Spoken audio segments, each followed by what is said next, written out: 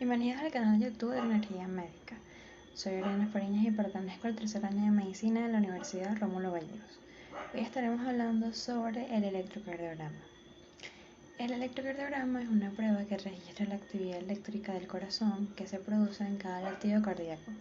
Esta actividad eléctrica se registra desde la superficie corporal del paciente y se dibuja en un papel mediante una representación gráfica o trazado, donde se observan diferentes ondas que representan los estímulos eléctricos de las aurículas y los ventrículos. El aparato con el que se obtiene el electrocardiograma se llama electrocardiógrafo. Para la recogida de la actividad eléctrica por el electrocardiógrafo, se necesita que sobre la piel del paciente se coloquen una serie de electrodos. Normalmente estos suelen ser 10, que irán unidos hasta el electrocardiógrafo por unos cables. Con 10 electrodos se consiguen obtener 12 derivaciones, es decir, se dibujan en el papel 12 trazados de los impulsos eléctricos del corazón desde diferentes puntos del cuerpo.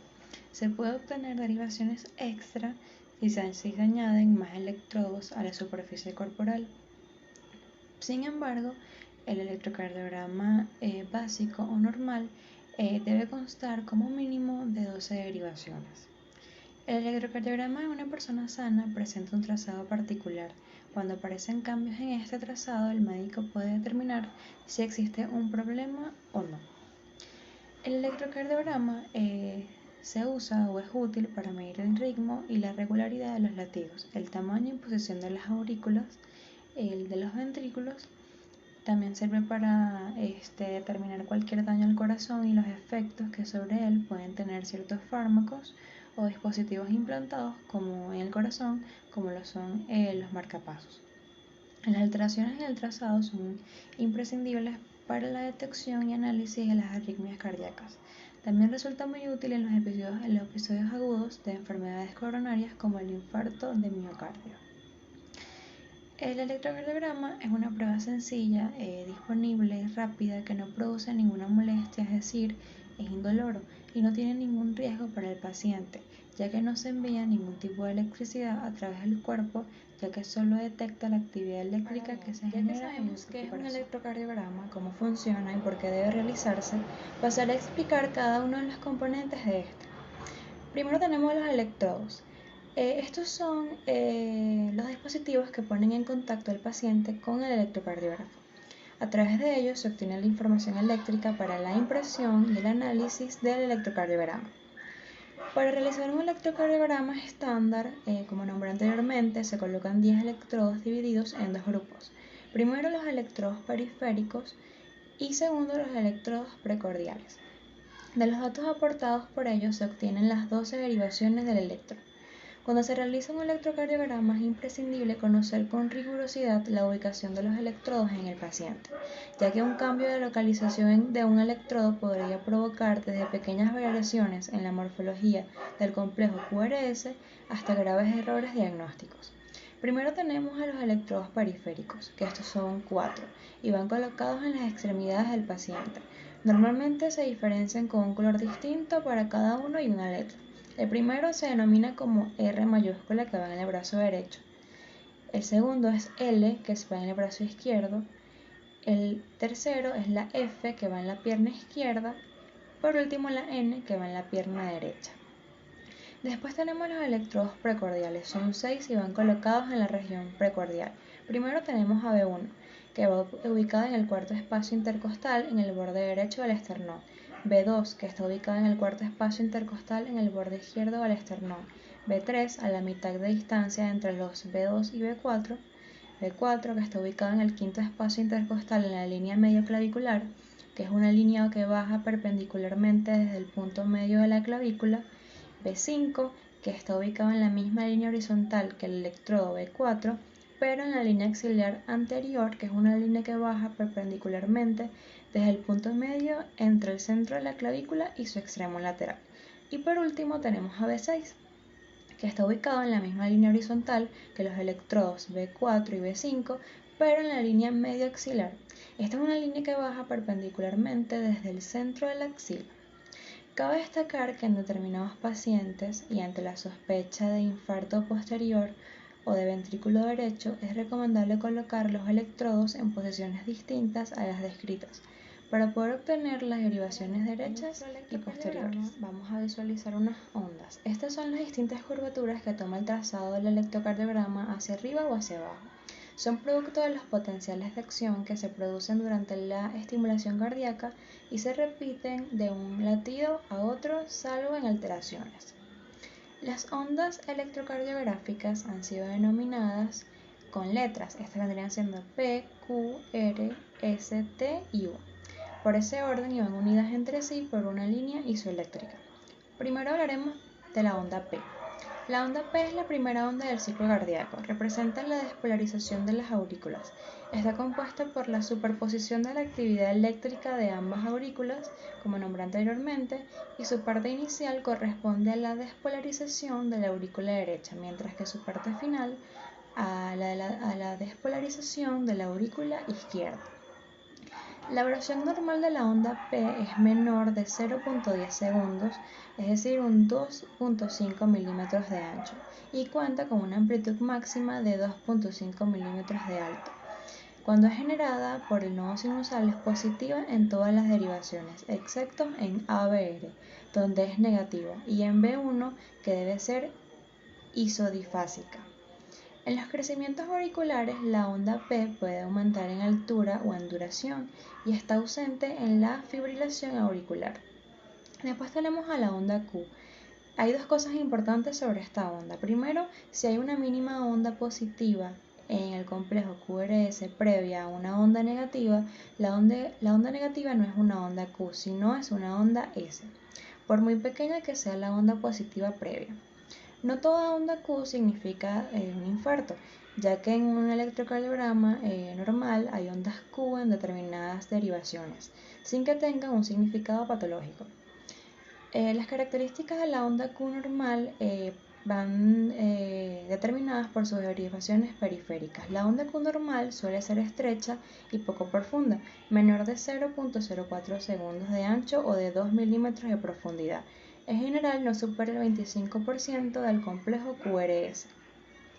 Puede verse una onda Q relativamente profunda en corazones horizontalizados y un QS en ABL en corazones verticalizados. Es normal una onda Q profunda en ABF. En las derivaciones precordiales no debe haber nunca una onda Q en B1 y B2. Normalmente se observa una onda Q en B5 y B6. Suele ser menor a 0.04 segundos de ancho, con 2 milímetros de profundidad y no debe superar el 15% de la onda QRS. El complejo QRS está formado por un conjunto de ondas que representa la despolarización de los ventrículos. Su duración oscila entre 0.0 segundos y 0.10 segundos. Las morfologías dependen de la derivación. Esta está conformada por la onda Q. Si la primera onda del complejo QRS es negativa, se denomina onda Q. Por la onda R, que es la primera onda positiva del complejo QRS, esta puede estar precedida de una onda negativa, es decir, una onda Q, o no lo puede estar. Si en el complejo QRS hubiese otra onda positiva, se le denomina onda R. Luego tenemos la onda S, es la onda negativa que aparece después de la onda R. Y la onda QS, que es cuando un complejo es completamente negativo, sin una presencia de onda positiva. Se le denomina complejo QS, suele ser un signo de necrosis. Después tenemos la onda T. La onda T representa la repolarización de los ventrículos. Generalmente es de menor amplitud que el complejo QRS que le precede. En un electrocardiograma normal es positiva en todas las derivaciones, excepto en ABR, aunque puede ser negativa en obesos y en B1 y B4 en electrocardiogramas hechos en niños, en jóvenes y en mujeres. La onda T normal es asimétrica, con la porción ascendente más lenta que la descendente.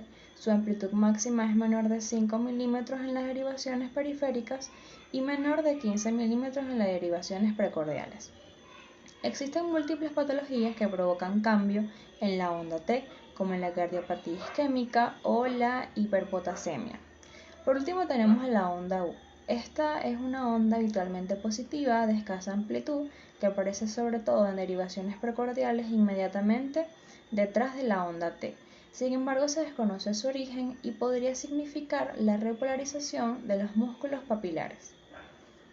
Finalmente, en el electrocardiograma encontraremos también las derivaciones cardíacas. Estas son el registro de la diferencia de potenciales eléctricos entre dos puntos, ya sea entre dos electrodos de derivación bipolar o entre un punto virtual y un punto electrodo, que son derivaciones monopolares. Es importante saber que las derivaciones cardíacas no se deben analizar por separado, sino en el conjunto de todo el electrocardiograma, pues cada derivación es un punto de vista distinto del mismo estímulo eléctrico. En dependencia del plano eléctrico del corazón que se está registrando, nos encontramos con las derivaciones de las extremidades o plano frontal y las derivaciones precordiales, también llamadas plano horizontal. Las derivaciones de las extremidades o el plano frontal se denomina así a las derivaciones del electrocardiograma que se obtiene de los electrodos colocados en las extremidades. Estas derivaciones aportan datos electrocardiográficos del plano frontal, no de los potenciales que se dirigen hacia adelante o hacia atrás. Esto es muy importante. Las derivaciones de las extremidades se dividen en derivaciones dipolares, también llamadas clásicas, o de Einthoven, y derivaciones monopolares aumentadas. Primero, las derivaciones bipolares estándar son las derivaciones cardíacas clásicas del electrocardiograma, descritas por Einthoven. Registran la diferencia de potencial entre dos electrodos ubicados en extremidades diferentes. Estas son de 1 o 1, que diferencian de potencial entre brazo derecho y brazo izquierdo, y su vector está en dirección a 0 grados. Luego tenemos de 2 o 2, que se encarga de la diferencia de potencial entre brazo derecho y pierna izquierda. Su vector está en dirección a 60 grados. De 3 o 3, que diferencia potencial entre brazo izquierdo y pierna izquierda. Su vector está en dirección a 120 grados. Y las tres derivaciones bipolares forman en su conjunto lo que se denominan el triángulo de Einthoven, que este es el inventor del electrocardiograma. Estas derivaciones guardan una proporción matemática que es reflejada en la ley de Einthoven, que nos dice que de 2 es igual a de 1 más de 3. Esta ley es de gran utilidad cuando se interpreta un electrocardiograma, ya que nos permite determinar si los electrodos de las extremidades están bien colocadas, pues si se varía la posición de algún electrodo, esta ley no se cumplirá, permitiéndonos saber que el electrocardiograma está mal realizado. Ahora tenemos las derivaciones monopolares aumentadas. En el electrocardiograma, las derivaciones monopolares de las extremidades registran la diferencia de potencial entre un punto teórico en el centro del triángulo de Einthoven, con un valor de 0, y el electrodo de cada extremidad, permitiendo conocer el potencial absoluto en dicho electrodo. A estas derivaciones en un inicio se les nombró BR, BL y BF. La B significa vector y la R right, la L left y la F fit, que en su traducción al español sería derecha, izquierda y por último pie. Posteriormente se añadió la A minúscula, que significa amplificada. Las derivaciones monopolares actuales están amplificadas con respecto a las iniciales, por lo tanto sería ABR, que significa potencial absoluto del brazo derecho, su vector está en dirección a 150 grados. ABL, que es potencial absoluto del brazo izquierdo, su vector está en dirección a menos 30 grados. Y por último ABF, que es su potencial absoluto de la pierna izquierda, su vector está en dirección a 90 grados.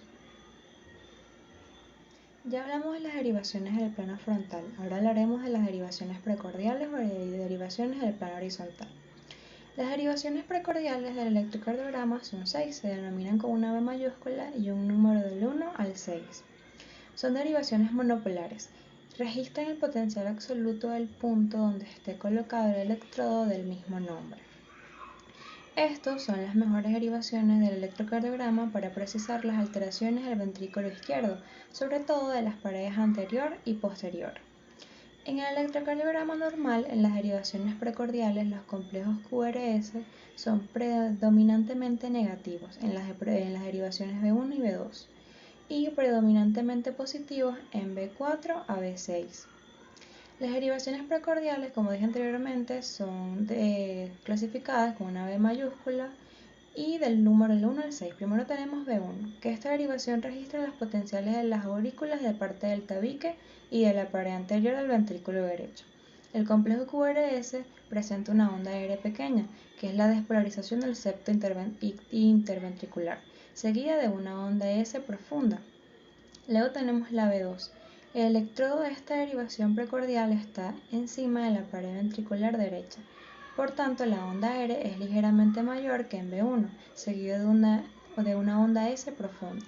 Luego tenemos BR, derivación transicional entre potenciales izquierdos y derechos del electrocardiograma, por estar el del electrodo sobre el septo interventricular.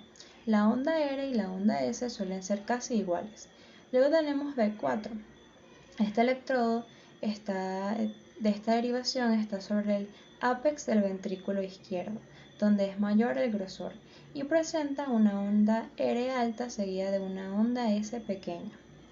Y por último tenemos a B5 y B6. Estas derivaciones están situadas sobre el miocardio del ventrículo izquierdo, cuyo grosor es menor al de B4. Y es por ello que la onda R es menor que en B4, aunque sigue siendo alta. Espero esta información les haya sido de mucha ayuda. Si te gustó, no olvides darle like y suscribirte al canal. Muchas gracias.